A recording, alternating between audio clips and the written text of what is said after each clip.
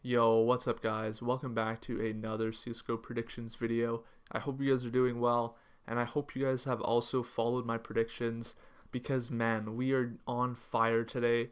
We haven't lost one and we're looking to go flawless, and that would be a great way to cap off the road to Rio, and it is looking very likely. So congrats to everyone following. If you are new here, make sure you guys subscribe, and let's dive right into these predictions and let's keep this streak going. So guys, heading into this matchups, we don't have any of the Road to Rio matchups. We just have the Blast Rising matches, and we also have one of these Hellcase Cup matches. So yeah, just same thing. If you guys are new here, make sure you subscribe, like this video, and join the Discord as well.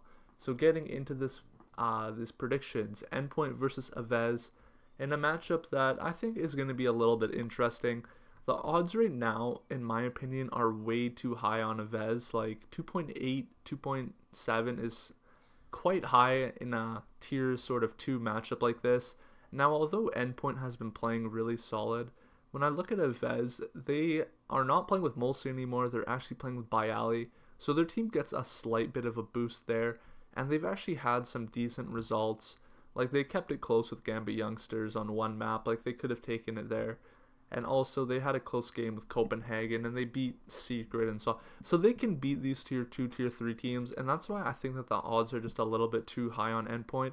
So I'm going to actually choose Avez plus 1.5 maps, as I think there's greater value in that bet, and it's also a little bit safer. So give me Avez plus 1.5. Nordavind versus Fate. Now this matchup is going to be a little bit more straightforward. When we look here at Fate, they're playing with this guy named Harn, who's a newer player, and also he's not that great. And also when we look at Zix, like no one has any idea who this guy is. He hasn't really proven too much, and when we do look at when he has played for teams like Skade, for example, we could see here that he was just a mediocre player, nothing sort of special. He isn't like a hard carry or anything, and I've looked through a decent amount of these games. He isn't the greatest fragger, but he's like a decent-ish player. He can play at the level, so I don't think he'll have too much of a difficulty here. But although that it is a new lineup, and Nordavind are a pretty experienced team and have been playing with this roster together for a while, I'm just going to take Nordavind to win 2-0 and take a little bit more of a risk on this one. But yeah, I'm taking Nordavind 2-0.